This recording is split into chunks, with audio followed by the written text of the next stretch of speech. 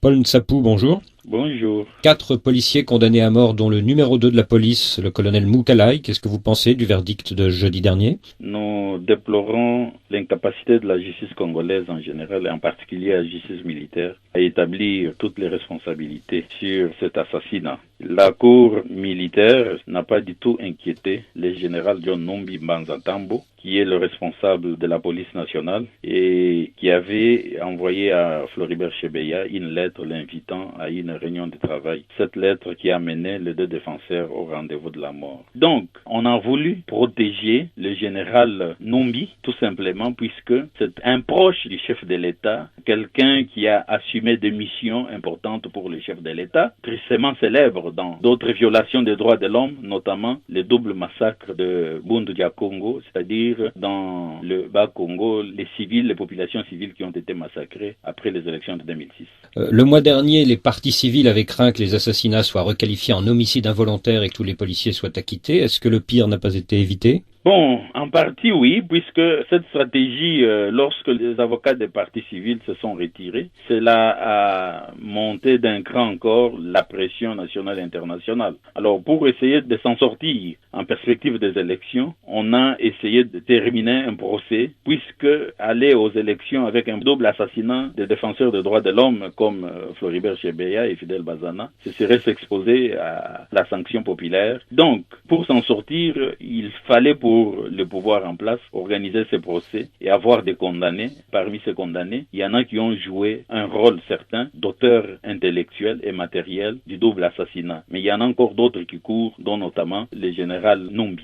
Alors s'il y a un appel, la haute cour militaire aura la compétence d'inculper et de juger le général Numbi. Pensez-vous que les familles des victimes ont intérêt à faire appel pour que la haute cour militaire puisse statuer? Bon, si on interjetait l'appel, ce qui va se faire, d'après le collectif des avocats des partis civils, on va interjeter l'appel. Bon, on pourra examiner la possibilité alors de faire venir à la barre le général Numbi. Mais nous sommes aussi conscients de la faiblesse de cette justice congolaise qui n'est pas indépendante. Alors voilà pourquoi nous sommes en train de voir dans quelle mesure nous reporter sur la justice internationale. Vous dites qu'en première instance, le président Kabila a lâché le numéro 2 de la police, le colonel Moukalai. Est-ce qu'en appel, le président pourrait lâcher le numéro 1 de la police, le général Numbi? Bon, ça, nous ne savons pas s'il pourrait lâcher, mais nous n'allons pas lâcher la pression. Si ce procès n'était pas crédible, l'Union européenne avait dit qu'elle pourrait revoir sa coopération avec le Congo. Est-ce que ce type de pression a pu jouer? Oui, en partie, puisque pour que l'on en arrive là avec un procès, c'est le résultat de cette pression. Mais nous disons que le procès est inachevé. Il faudrait que l'Union européenne conditionne sa coopération par rapport à la poursuite de ce procès, à l'éclatement de la vérité sur ce double assassinat.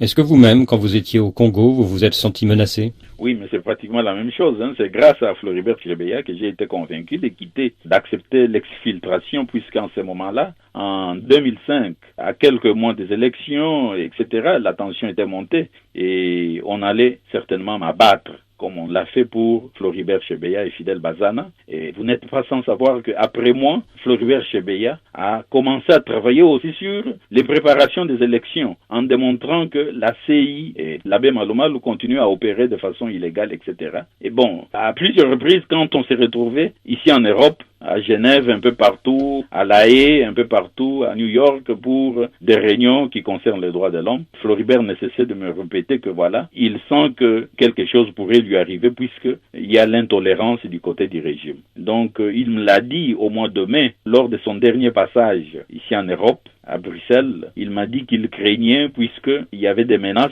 précises qui pesaient sur lui, ses collaborateurs et sa famille. Et quand vous l'avez vu à Bruxelles quelques jours avant sa mort, est-ce qu'il vous a dit qu'il l'avait menacé? Ah oui, bon, c'était clair que les proches de l'actuel chef de l'État, dont pour le moment nous taisons les noms, puisqu'il y a une enquête que nous avons diligentée au niveau des ONG des droits de l'homme. Le rapport de cette enquête pourra être publié le moment venu et nous citerons des noms des proches du chef de l'État qui ouvertement, au vu aussi de tout le monde, menaçaient Floribert Chebeya. Ouvertement, c'est-à-dire? C'est-à-dire? Lors des rencontres au niveau de certains diplomates, l'ambassade de France organise par exemple une réception. Il y a des autorités qui sont invitées, les animateurs de la société civile aussi ils sont invités. Et là, c'est le moment des rencontres où pratiquement on se parle. Et parfois, les autorités vous disent ce qu'elles pensent.